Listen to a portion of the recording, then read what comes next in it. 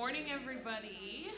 My name is Amanda, and I'm going to be reading out for the first candle of Advent today.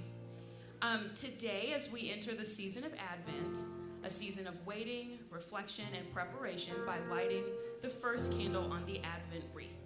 This is the Hope Candle. Advent begins by calling us to be people of hope, people who trust in the possibility that something new and transformative can be born right here and right now. May we open ourselves to the potential of hope, and may we readily participate in the inbreaking of God's light in this world.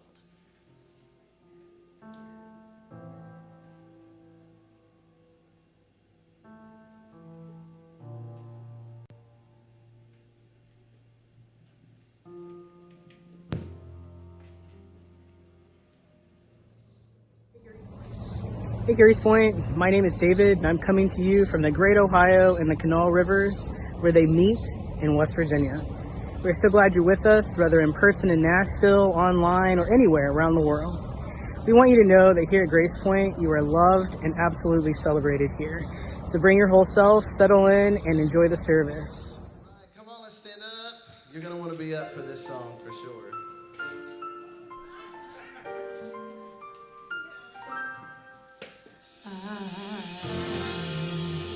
Don't want a lot for Christmas.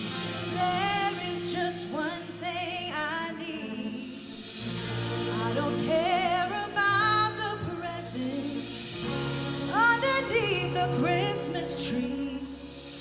I just want you for my own, more than you could ever know. Make my wish come true.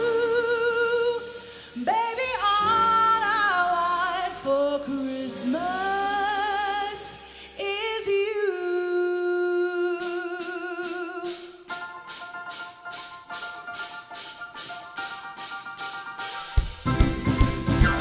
Don't want a lot for Christmas. There is just one thing I need. Don't care about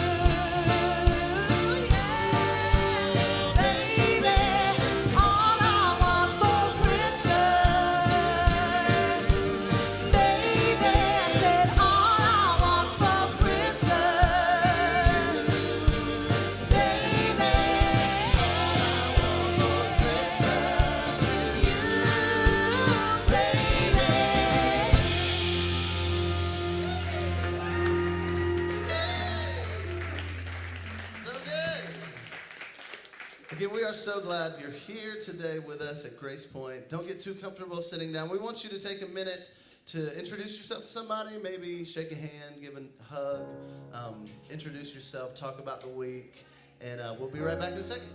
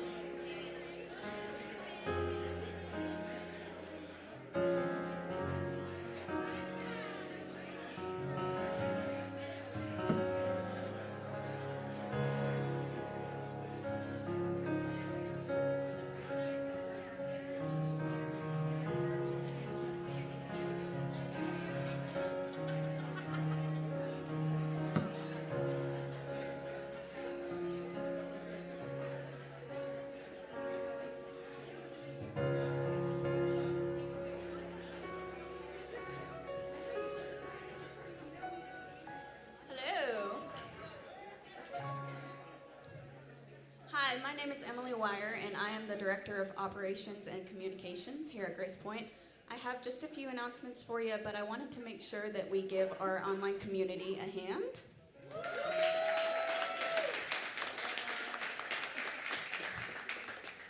So if you're looking to get plugged in here at Grace Point, we have lots of opportunities to do so. If you are good with kids, then Molly needs some help in the back. If you are a musician or a singer, Ricky needs some help up here. And if you just like to be an extra set of hands, or for some reason you enjoy public speaking, I could use some help with load in, load out, and announcements like I am doing today. So if you notice that we are trying to go as paperless as possible, so there are QR codes on each of your tables. You can just take your phone, open your camera, scan the QR code, and it should take you to a page that has a bunch of buttons. And you can just tap the button that corresponds to your topic of interest. So if you want to volunteer for anything music, use the band volunteer button. And if you want to do anything else, hospitality, kids, production, then use the general volunteer button. Our Q4 InReach is called Love on Wheels, and they make suitcases for foster kids and foster youth all the way up to age 21. So they put necessities in there like hygiene items, and they also put comfort items in there like blankets. This afternoon, we're actually going to have a no-sew fleece blanket making party. I know, extra points for the creativity on that title. Thank you very much.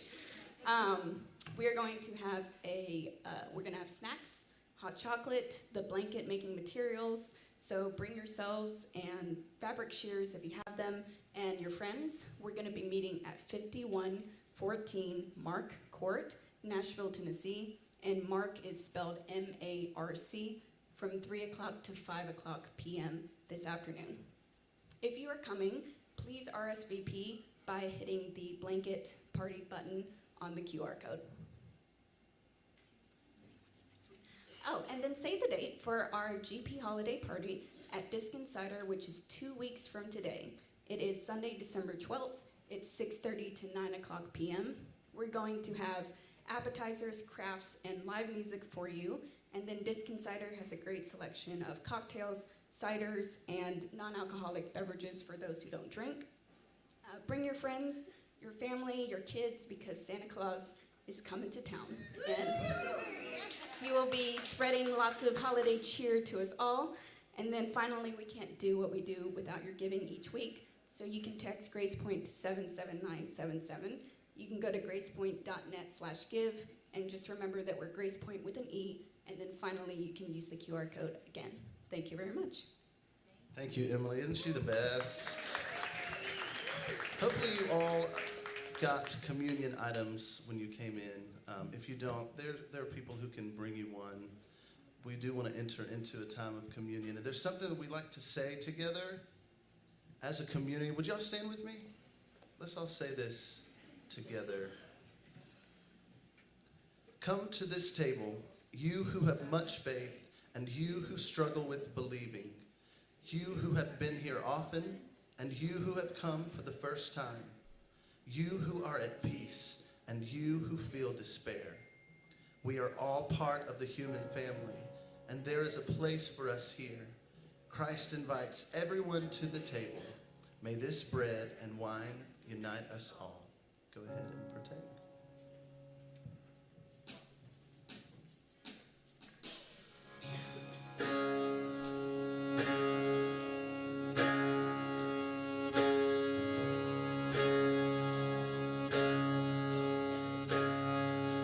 Hear the angels sing, there's hope for everyone to announce our King. There's hope for everyone. What good news they bring. There's hope for everyone. Angels sing, there's hope for everyone. They came from afar, there's hope for everyone. Wise men saw the star, there's hope for everyone. Shepherds heard the choir, there's hope for everyone. From afar, there's hope for everyone. We are waiting on the promise for the one who lights the darkness, coming here to be among us. Bring your glory in the highest, Jesus. Come, let us adore. There's hope for everyone on the manger floor. There's hope for everyone. What are you waiting for? There's hope for everyone. Come adore. There's hope for everyone. Come on, sing it with us. We are waiting on the promise for the one who lights the darkness, coming here to be among us. Bring your glory in the highest, Jesus. Come then on the clouds. There's hope for everyone. Hear the trumpet sound. There's hope for everyone. All the heaven shouts. There's hope for everyone. Heaven shouts. There's hope for everyone. And we are waiting on the promise, Jesus, for the one who lights the darkness, Jesus, coming here to be among us, Jesus. Bring your glory in the highest, Jesus. Sing it again.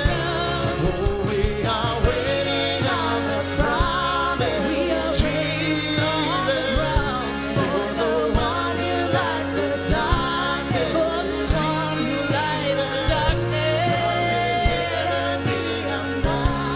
coming here to be among us. Your glory in the highest, Jesus. All the heaven shouts, there's hope for everyone. Heaven shouts, there's hope for everyone. Heaven shouts, there's hope for everyone. Heaven shouts, there's hope for everyone.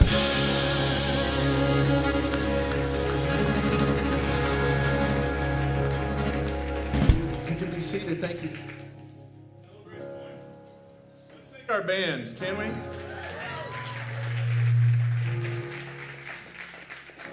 Let's also take a minute to welcome Grace Point Youth as they head to their space for the conversation. Can we say good morning to Grace Point Youth? So good to have you all today. You may be, this is what you're thinking probably. Like, Josh is dressed like Mr. Rogers, so it must be the first Sunday of Advent. And if that's what you were thinking, you'd be exactly right. I'm not sure why those two correlate, but I'm just willing cold weather. I saw some of our folks on the online community have snow today. Super jealous. So maybe I'm alone in that. But if you have snow today, wherever you are, you're hashtag blessed, I think is the way the kids say it today. So we are entering into the season of Advent. And if you're new to sort of the rhythms of the church calendar, Advent is actually the beginning of a new year.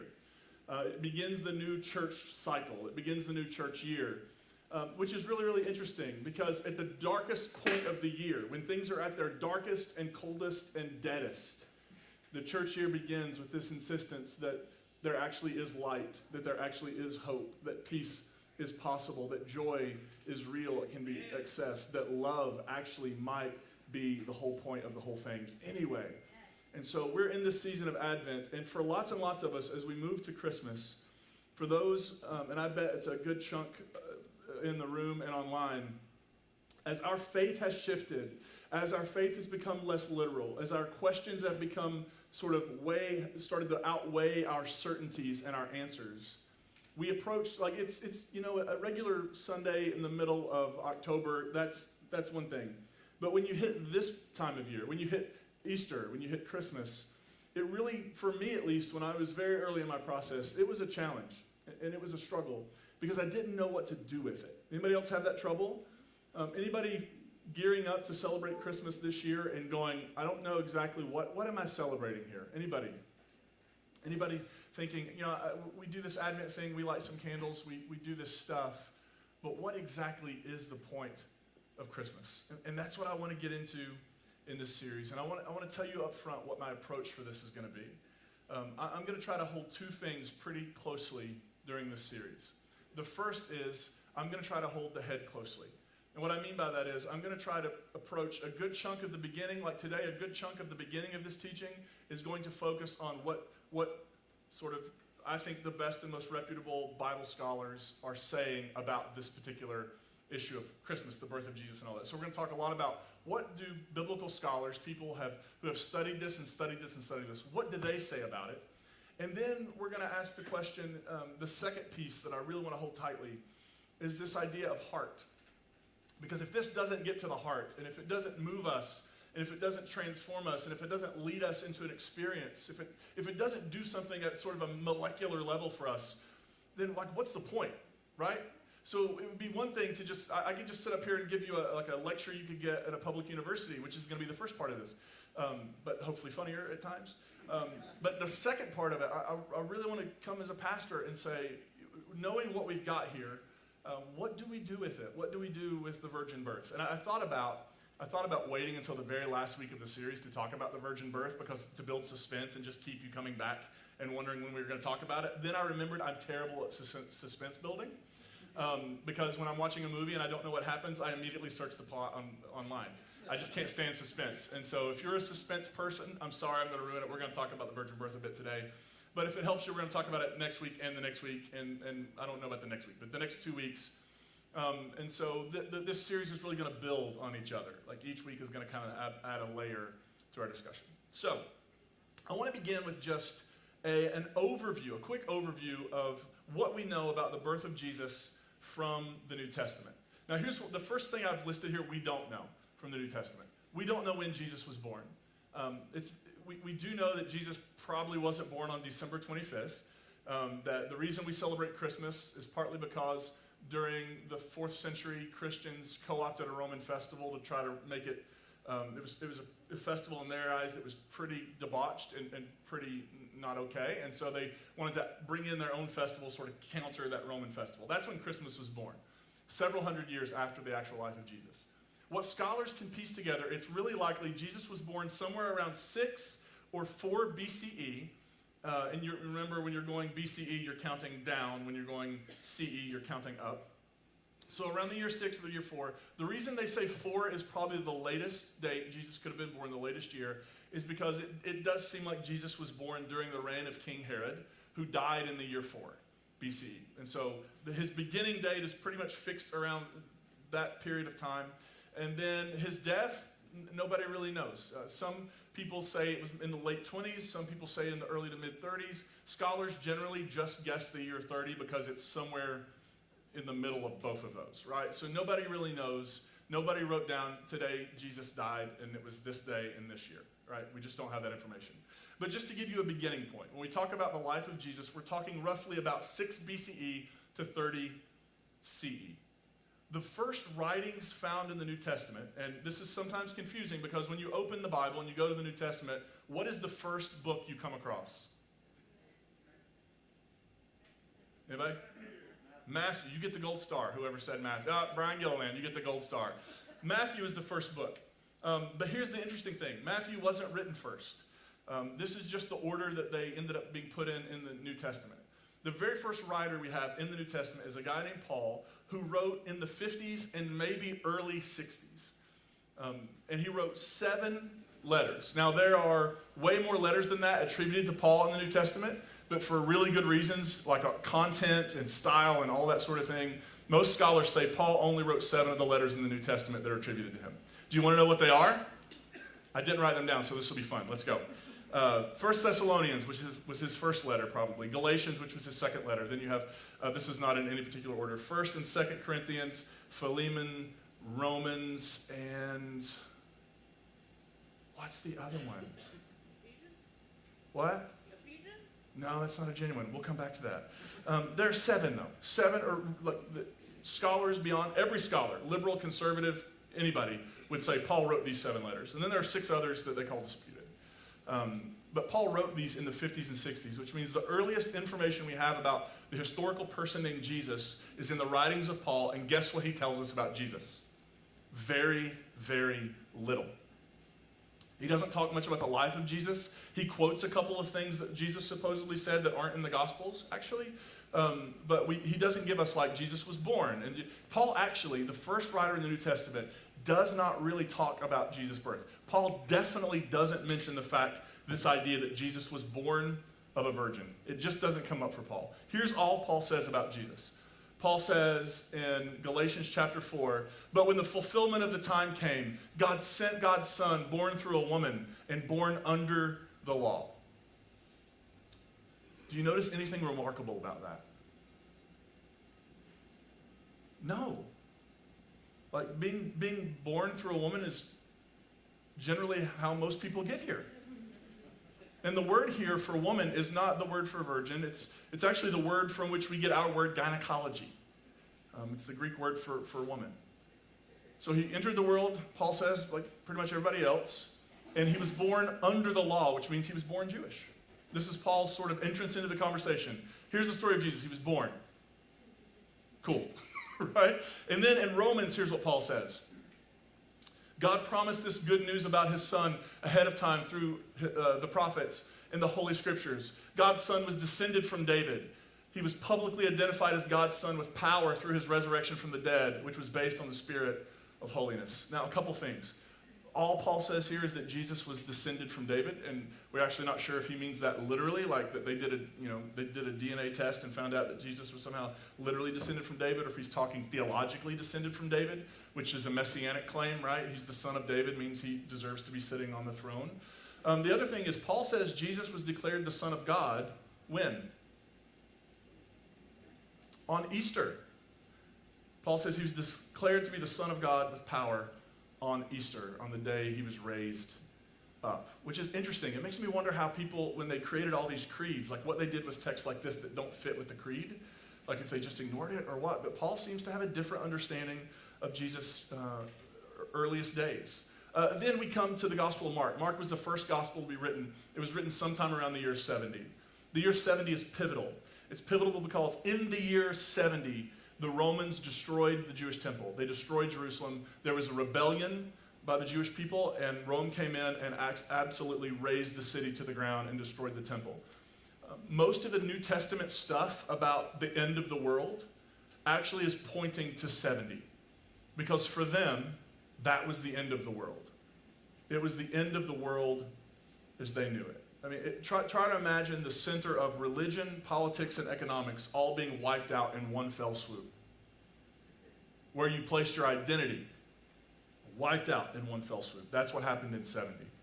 And so much of the New Testament, every one of the Gospels, was written in the aftermath of a trauma that was so great that I don't think we can begin to even process what they were experiencing on the other side of the Roman devastation of Jerusalem.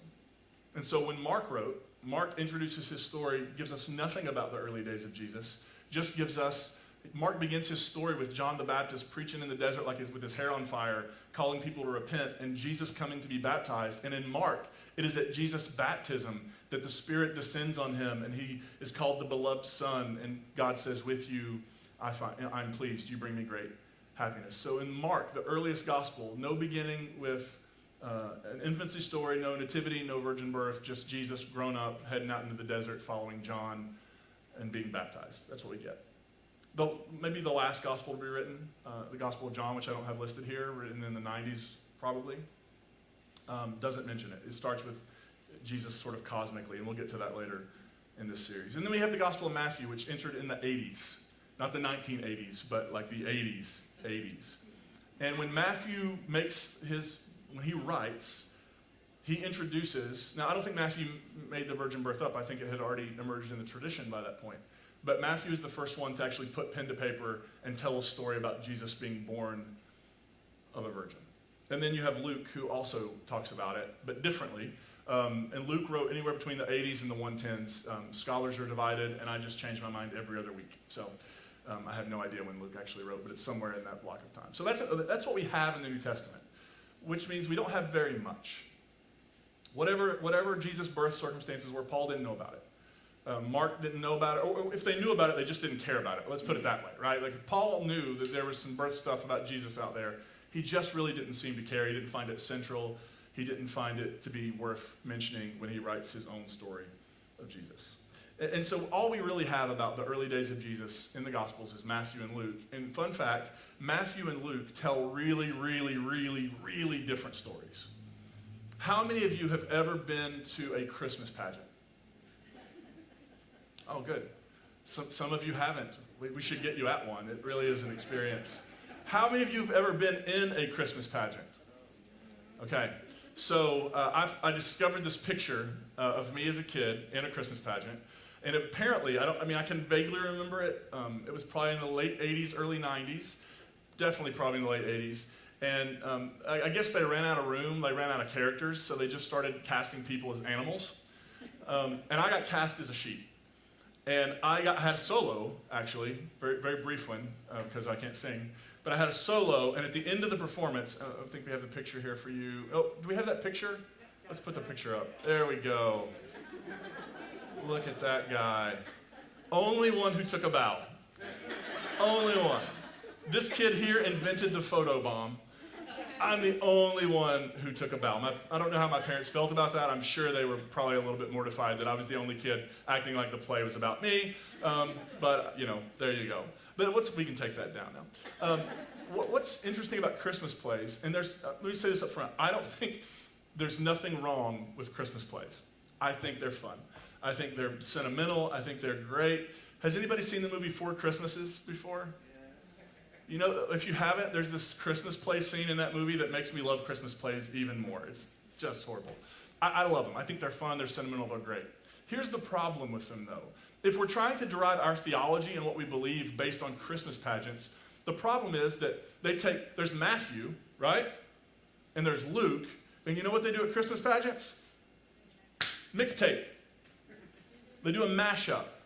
And so essentially you end up getting all of the elements of Christmas in one couple-hour production, right? And so you'll have Mary and Joseph making the journey from Nazareth to Bethlehem, and there's no room at the inn, and then you have shepherds show up and angels, and then you have the magi, people called wise men, show up, and there's all of this happens in one play. The problem is That actually is not what happens in the scripture. In the stories, Matthew tells a story and Luke tells a story, and the details of those stories are different. And the reason that matters is because if we don't hear what they're telling us, these birth stories begin their narrative of Jesus, which means everything they want us to know about Jesus, they're actually including in the beginning, and then they're going to, like, foreshadowing in the beginning, and then they're going to unravel that through the life of Jesus. And if you're paying attention, you're going to get to the end of the story and go, oh my gosh, they told us the end at the beginning.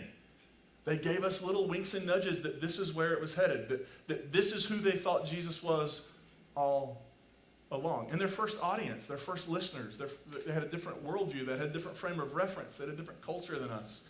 They would not have had to work very hard to get that. But after layer upon layer of interpretation and generation upon generation and literalization and all the things that have happened, we actually don't hear the birth stories. And so I want to give you just some of the differences in the two stories. Let's start with Matthew. Matthew begins with a genealogy. How many of you love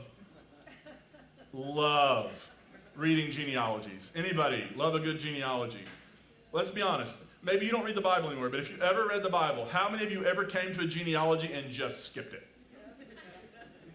Because you don't need to begat, right? Like, let's get to the point. This is boring. Actually, Matthew's genealogy is 17 verses, and some have called it the most boring 17 verses in all of the Bible. One Advent, I opened Advent on this Hope Week with a sermon on the genealogy. I thought it went really well. But the thing about genealogies is in the Bible, they're really not literal genealogies. And here's why we know this. Matthew begins with the genealogy of Jesus. Luke gives us one a little later after the birth stories. If you line those genealogies up, they just have different names in them. They're just different genealogies, because in the ancient world, a genealogy was never about past, it was always about future. A genealogy was about the destiny of the person being genealogized. Right? That's what's going on in a genealogy. So what Matthew and Luke are each doing in their genealogy is saying, here's who Jesus is. And when Matthew does it in a really provocative way. By the way, I did that whole spiel about the genealogies aren't literal. The next week, somebody came in and they were really upset. And they stopped me and said, I just want to tell you, last week, that was probably the worst sermon I've ever heard you give. It's like, oh, sweet, thanks. That's encouraging. Could have sent an edible arrangement or something to say that, but here we are. And he's like, and not only was it boring, you insinuated that Matthew and Luke made those genealogies up. I said, oh, I am really, really sorry. I never meant to insinuate that. That is literally what I said. And I'm so sorry that it wasn't more clear. They totally made those up. But they weren't just like making stuff up like we would make stuff. They're trying to tell you who they think Jesus is. This is who he is. This is where he's going. This is why we should follow him. Matthew wants you to see Jesus grounded in firmly Jewish soil, and he wants you to see Jesus, spoiler alert, as Moses 2.0. And this is going to pop up all through the stories, the birth stories of Jesus in Matthew. There are actually 5 women named in Matthew's genealogy, which was just unheard of in the ancient world. You don't list women. There were 5 women. All 5 of them were women who, in that particular time and place, would have been sexually compromised and considered essentially unworthy to be part of a story like this. And Matthew puts them into the story. And Matthew says something, if you want to understand the Jesus story, you're going to have to understand that this story isn't about people who measure up, who are pure, pristine, who have this story is actually doing something else. This is a story for everybody who's ever been left out of a story. Now tell me genealogies are boring. That is powerful. Then Matthew talks mainly about Joseph. Everything is run through Joseph in this story. The angels, the visions, all that stuff through Joseph. They're already in Bethlehem when the story begins. There is no journey. They live in Bethlehem. That's where this happens, and this is where Jesus is born. The Magi, the wise men, show up. How many Magi were there?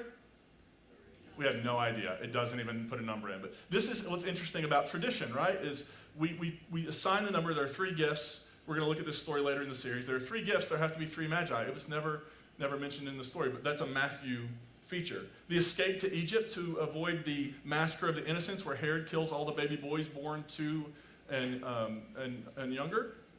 That's only in Matthew. And then they come back to Nazareth and they settle there so Jesus can be a Nazarene to fulfill a prophecy that Matthew found in the Hebrew Scriptures. Right? That's Matthew's story. of Jesus. When we come to Luke, Luke is probably mostly the better known story. Luke begins with the story of John the Baptist's conception. It focuses on Mary. It begins in Nazareth, and they take that journey to Bethlehem where that mean old innkeeper said there was no room. Maybe the most villainized person in human history. Would you agree? And actually what we found out is that probably wasn't actually what was meant by these words, and we've misunderstood them a bit. So there's the journey to Bethlehem. In this story, Jesus is born in a stable and laid in a manger. That's pretty, every manger scene you see has baby Jesus in a stable, in a manger, right? That's the point of a nativity scene, is Jesus being in the manger. In Matthew, they're just living in a house. And then there's the announcement to the shepherds, which is, I think, one of the most beautiful moments in the entirety of the Gospels, when the angels appear to the shepherds and announce good news of great joy for all people. It's absolutely breathtaking. And I go through this to say they're telling two different stories, and what I want to do in this series is respect both of them. And the way I want to respect them is by not mashing them up. And so next week we're going to look at Matthew's story, most of it. The next week we're going to look at Luke's story. And we're not going to compare the two. We're not going to say, well, but which one is right? Because maybe they're both right in different ways. Right? We're not going to approach this with sort of the either or. We're going to approach this and ask, what maybe are the writers trying to invite us to see? Who is Jesus for them? Who do they think Jesus could be for us if we're willing to open our hearts and open our minds and approach this with wonder? I think the point, let me say this, I think the point of these nativity stories is not to create doctrine. I don't think it was to give us, okay, we need something for our creed. Where do we begin? Virgin birth. I actually think they're telling these stories not to give us doctrine, not to even give us really intricate theology. I think they're telling us these stories to invite us to experience the Jesus they experienced. And one thing I found in my life is you can know a story backwards and forwards. You can quote it. You can recite it. You can have the whole Bible memorized. You can defend the theology that you believe about the Bible to the bitter end. And yet, if you haven't had experience, if you haven't opened yourself up to transformation, then what is the point? Because again, going to church shouldn't make us more hostile to people outside of church. And when the point of everything is right theology and right doctrine, I think we've actually jumped the shark, and I think we've actually missed the point. They're not telling us this story so we can feel right. They're telling us this story so that we can experience transformation. And so that's what I want to invite us to. Now, the real question I think lots of us would ask is, there's this line that keeps popping up in the Gospels, that Jesus does something because according to the prophets, or Jesus does something to fulfill what the prophets said. Is that actually what the prophets were doing? And the truth is no. The prophets in the Hebrew scriptures were not fortune tellers or future tellers. They weren't predicting the future 700 to 800 years ahead. They were essentially, to be a prophet means to speak for God. They were speaking for God in their own time, in their own place, in their own context. Right? And they were saying, here's what I think God is telling me. That if we do this, if we don't pursue justice, if we don't seek peace, if we don't live differently with one another, this whole thing is going to crumble and fall around us. Does that sound like a relevant message for the world? Like if we don't find a better way to be human with one another, the whole human thing for us may end. And I think that's what the prophets were doing. Now what happened is what always happens. In the life of Jesus, the people who followed him had an experience that did not meet any of the criteria that they had to evaluate experience. And you know what they did? They were so changed and challenged by it that they said, we have to go back to the Bible and we have to read it differently. We have to go back to the scriptures. We must have misunderstood them. This is not what we were expecting. This is not who we were expecting. This is not how we were expecting. We sure didn't think the guy was going to die at the end of the story. Like, I have no idea how this makes sense within our tradition. Get the Bible. Let's go back to the Bible and reread it. Fun fact, that is what Christians have been doing ever since. We've been handed readings of the Bible, and we've had experiences that caused us to question the readings of the Bible we've been given. Are you with me? Yeah. So this happens on all sorts of things. We have a reformation because somebody said, the way I've been reading the Bible and the experiences I've had don't match up. Something's got to give. My own theology shifted and changed around almost every single issue because of experience. Do you know why I became an affirming pastor? Because I had experiences of the LGBTQ plus community that caused me to go back to the Bible and say, I misread this. I have touched holiness. I have experienced goodness and beauty in human beings. And my entire tradition has been wrong about this. Same thing, yeah. By the way, biblical precedent. Same thing Peter does in Acts chapter 10 when he's told by God, Gentiles actually aren't unclean and they're not out. The table was way bigger than you thought. So who are you to keep them out? And so there's this idea that experience takes us back to the tradition and back to the Bible, and it causes us to reprocess and reimagine and reframe it. I love what John Shelby Spong said in one of his books. He says, no one waits outside the maternity ward for a great person to be born. Now, I know what you're going to say is, well, I did because my kid's the best. Okay, fair. But what he means is, there are lots of really fantastic birth stories from the ancient world. Miraculous births. Jesus wasn't the only person in the ancient world who was born of a virgin. Did you know this? There were lots of other godlike figures, and even some human figures who had births that were miraculous enough that people would say, gosh, this is going to be a really exceptional human being. Even in the tradition that Jesus grew up in, the Hebrew Bible, there were all sorts of unexplained pregnancies. Right? And it usually happened to couples who were unable to conceive, specifically couples who were way past the time when you would be like shopping for nursery gear. I don't know what the right word for that is anymore, but nursery stuff. Like Abraham and Sarah get pregnant at 90. 90. That part of their life was over. And I think the point of those stories are to say, when you think it's over, when you think that the time has passed, when you think there's no hope, in this story with this God, there's always hope. Right? Do we literalize the fact that, 90-year-olds were having babies? I don't think so. That doesn't take away the meaning of the story. All that to say, miraculous birth stories were always told in hindsight. Nobody was waiting by the manger to write down what happened. Right? So however the stories of Jesus came, they came after his life, which leads to the big question. Did the Hebrew prophets predict the virgin birth of Jesus? And here's what Matthew says.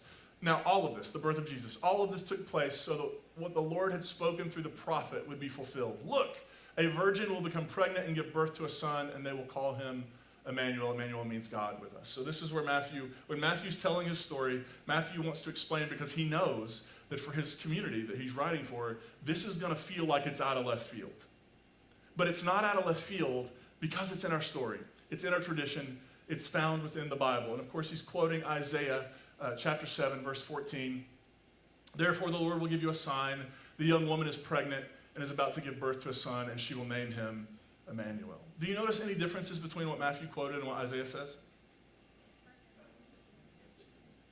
Yeah, Matthew calls, in the verse, he calls the young woman a what? Virgin. Isaiah calls her a young woman. Here's what's really interesting. In the original language of Isaiah 7, the word used here, so the word in Hebrew for virgin is the word betula, which is not the word Isaiah uses. He uses the word alma, and alma means just a young woman. It doesn't speak to her status or her marital status or anything like that. It just means young woman. Now, when the New Testament or in the Old Testament Hebrew Bible got translated into Greek, they had to find, when there's not always a word that matches, sometimes you have to make the best guess you can. And so when they translated this text into Greek, they chose the word parthenos. And parthenos can mean virgin, or it can mean a woman of a marriable age. And when Matthew's quoting from a Greek text, apparently, not from the Hebrew text of Isaiah, and when Matthew reads the Greek text of Isaiah, he comes across this passage, and he realizes, this is the way I want to frame the Jesus story. This is how I want to tell the Jesus story. So we may need to ask this question. Instead of, did Matthew literally believe that this prophet was prophesying about Jesus, or is Matthew doing something else? I think he's doing something else, and here's what I think he's doing. The context of Isaiah 7:14. So this story, the young woman, the virgin, will conceive, or has, actually in Isaiah, is pregnant. Not will conceive, but the young woman is pregnant. Here's the context. In this particular time, during Isaiah's life, there was a king of Judah, so a Jewish king named Ahaz. And Ahaz was the descendant of David, sitting on the throne, managing the temple, doing all the things the descendant of David would do. And the big dominant power in the world was the Assyrian Empire, and they were marching. And so the northern kingdom of Israel and this other group called Aram, which is modern-day Syria, Israel and Syria decided we need to form a military pact so that if Assyria attacks one of us, they get us both. And they said, you know what would be better than just the two of us? We need Judah. We need the Jewish king. And so they decide, we're going to go invite Ahaz to be a part of this process. And Ahaz is terrified. He doesn't want to do it. And so he says, no. I think I would be better at just playing nice with Assyria, letting them sort of do what they want to do, but not attack us, and we'll survive. Well, Israel and Syria said, well, guess what? We think we should attack you, depose you, and put in a king who'll play ball with us. And so when Isaiah 7 is written, it's written about this time when these two armies built a siege work against the city of Jerusalem, and they were trying to break through the wall to come in and kill Ahaz and put somebody else on the throne. And Ahaz is terrified, and he's going back and forth going, should I just make the pact? Maybe I was wrong. Maybe we just say yes, and we roll the dice and see what happens. And Isaiah comes over and says, look, Ahaz, I have a word from God for you. You're worried about this. But I promise you, this is not going to end in disaster. You're going to be fine. Our kingdom's going to be fine. Our people's going to be fine. Ask God for a sign, and God will give it to you. As high as the heavens or as low as the depths. Ahaz says, I could never do that. I would never ask God of a sign. Then Isaiah says, well, God's going to give you one anyway. The young woman is pregnant. She's going to give birth to a son. And what Matthew doesn't quote is, before this son is old enough to tell right from wrong, the two enemies you're worried about will be laid waste. Who's the young woman in the story? Most scholars believe it was the queen, Ahaz's wife. And if the queen is pregnant, what does that mean? There's an heir going to be born. Ahaz, you don't need to be afraid. You can start planning for the future of your kingdom. Because the people you're worried about, and of course this is exactly what happened. Isaiah gave great advice. These two kingdoms rose up against Assyria. Israel was wiped off the map, never to be heard from again. Now, the question that I find interesting is, why would Matthew use this? Why would he pick this text? Why would he pick this story to describe what he thinks is happening with Jesus? Well, remember the context. Matthew wrote in the 80s. What happened in the 70s? The world ended. And they're still picking up the pieces. The Gospels aren't Christian texts, they're Jewish texts. Matthew wasn't a Jewish Christian, Matthew was Jewish. And he's telling a story of an experience of God through Jesus that exploded his categories. He's still very Jewish. And here's what I think he's saying. We didn't listen to Jesus. He warned us that if you live by the sword, you die by the sword. He warned us that if we resisted Rome violently, that Rome would wipe us out. And here we are. We are wiped out. We have nothing left. So in some ways, maybe the Gospels are a little bit of an I told you so, right? Like, should have listened. But maybe it's also this. We didn't listen, but we could listen now. We could do it different now. That maybe in the life of this Jesus, I'm going to describe a story in which you'll see hope, in which you'll feel called to a different kind of humanity, in which you'll feel called to be a different kind of human being. A story where you will lay down your weapons, where you will learn you cannot kill your way to peace, where you can't collect your way to security, where you can't collect your way to comfort. That how much you have actually doesn't determine how much your life is worth. Where you'll see that it's actually in giving yourselves and your possessions away that life is found. It is in loving your enemies, not killing your enemies, that wholeness is achieved. It is in letting go of the absolutes you've been carrying around about who's in and who's out, who's loved, who's excluded. It's letting go of those absolutes and seeing the love of God boundless and free all around you all the time in every single life you encounter. Maybe Matthew brings this story, even though he knows this is not a story predicting the birth of someone 750 to 800 years in the future, but it is a story that I can bring. What Matthew's doing, by the way, is a Jewish technique called Midrash. Midrash was a creative interpretation of text. And he's creatively reinterpreting the story and saying, the hope Ahaz found in his son Hezekiah, who they believe was talked about in Isaiah, is the hope times 20, times infinity, that we have found in the life of Jesus. If we're willing to see it. If we're willing to open our hearts and open our lives to the possibility that maybe the way we've been approaching this human project has been wrong and destructive and painful. That maybe justice is possible. That maybe a new world could be born, and maybe it's already starting right in the middle of this one.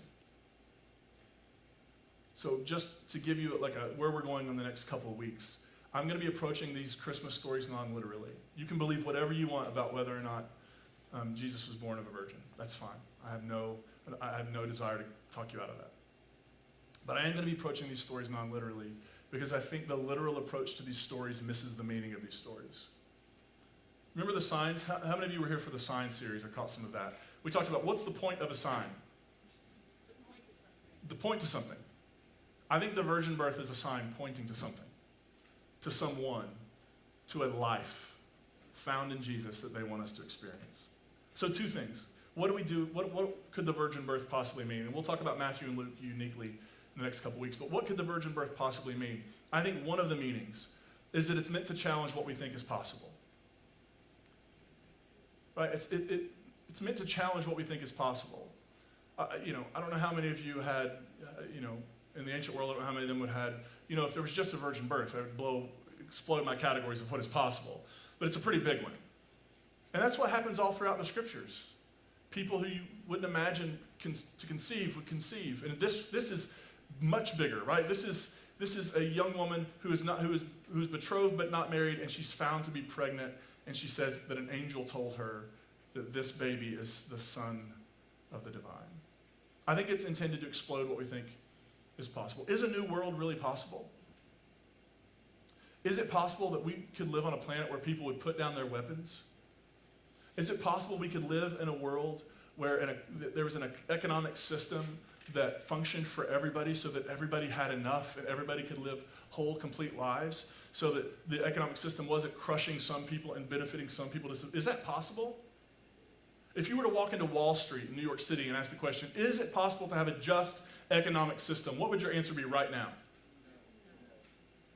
But there's a young woman who's pregnant. The virgin has conceived. Anything is possible. Is it possible that we can give up our self-centeredness? Is it possible that we can give up the way we've approached the world, which is all about me as an individual, instead of what about all of us together? Is it possible that staring down a climate crisis, that we could do something so that future generations have clean air to breathe and clean water to drink and don't have to worry about finding another planet to go ruin? Is that possible? You can go sit down with an exec at Exxon and tell me, do you think it's possible? Probably not. But there's a virgin who's conceived. The story of Jesus, the beginnings of Jesus, I think are meant to challenge every single notion we have about what could happen in the world. I think it's meant to tell us everything and anything is possible. In Luke's story, Mary actually goes to the angel, how is this possible? I'm a virgin. And the angel goes, anything's possible with God. And I would add this, anything's possible with God and human beings who are willing to work with God to bring about the things we long to see in the world. Yeah. Mary does say yes, by the way. Mary signs up in Luke. Yeah, I'm the Lord's servant. Let's do it. Mary says yes. Maybe Christmas is an invitation for us to say yes to challenging the impossibilities that are in front of us. I promise you, Matthew's community was faced with impossibilities. The world had just ended. They were picking up the pieces. Everything felt impossible. But Matthew writes, the virgin has conceived. And then the other thing I'll say before I close, I think it's interesting to me that when God wants to bring their son into the world, they have to do it completely and to completely bypass men to do it. Do you notice this? God doesn't not include Mary. God just doesn't include Joseph. Why might that be? It's interesting. Even in the birth stories in the ancient world around powerful people, there were almost always men. And there were people of power and privilege. They had people who ended up having the power to use domination and violence to get what they wanted. And if you actually want to trace through the Bible, almost all of the violence, there's a couple of cases, but almost all of the violence in Scripture comes about through men, through males, acting and behaving in the world as if the world was theirs to pillage. And when God wants to bring their son into the world, God goes, you know, we can't have any of that going on, because this child will be a truly nonviolent, compassionate, caring, just this child will not grow up to inflict violence on his enemies. This child will bear the brunt of their violence. This child will not return hate. This child will return love. This child will not pursue domination. This child will show us a path where nobody is dominated and where everybody has enough.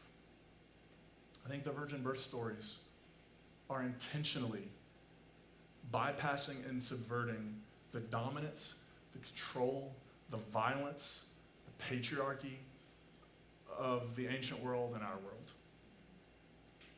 And I think they're inviting us to imagine, what if human beings could leave behind violence, hate, could leave behind propping up unjust systems? What if? I think maybe the virgin birth story, if we could put 2 words, it would just be, what if? If we show up, God's already shown up. If we show up, what might be possible?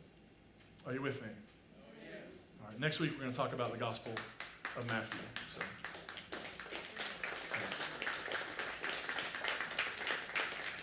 let's pray. God, for this Jesus, however he got here, we are grateful. For this life and the story of this life that challenges what we believe is possible and impossible. For this life that calls us beyond our limits and boundaries, beyond what we think we're capable of, beyond what we think the world is capable of, beyond what we think is possible to even wishfully imagine. We are grateful. And we're also aware today that we enter the season of Advent, which is a season of waiting. And we are waiting on that world. We're waiting on that world where children don't cry because they don't have enough food to eat.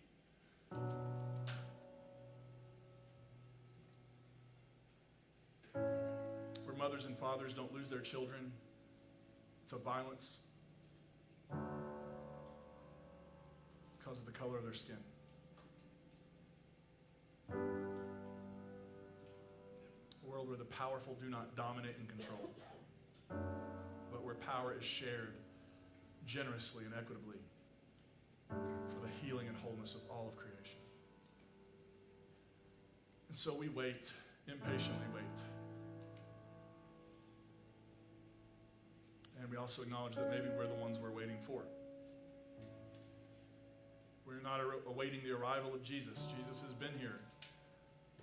He's actually been waiting on us. So this Advent, give us the courage to show up. Give us the courage to be counted. Give us the courage to be uncomfortable. And give us the hope that just like the story of the birth of Jesus, anything is possible. Everything is on the table. We offer this in gratitude, and everybody said, amen.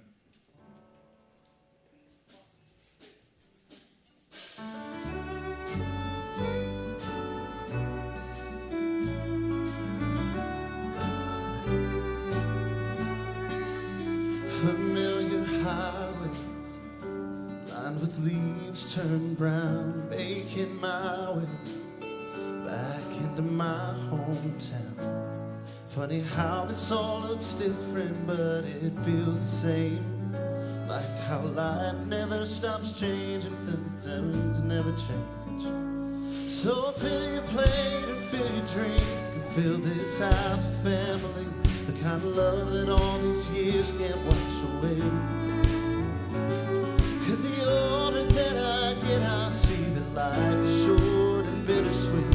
Thank God for this Thanksgiving Day.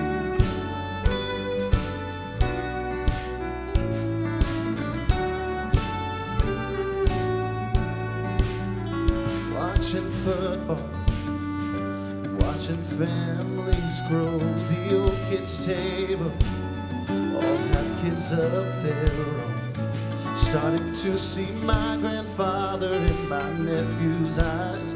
Mom still can't talk about him and not almost cry. So fill your plate and fill your drink and fill this house with family, the kind of love 1,000 miles can't wash away. 'Cause the older that I get, I see that life is short and bittersweet. Thank God for this Thanksgiving Day.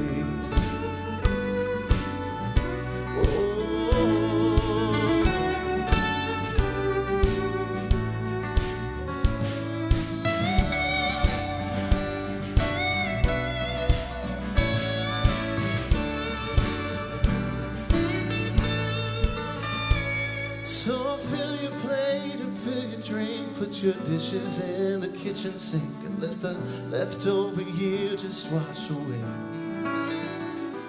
'Cause we made it through, I do believe, the longest year in history. Thank God for this Thanksgiving Day.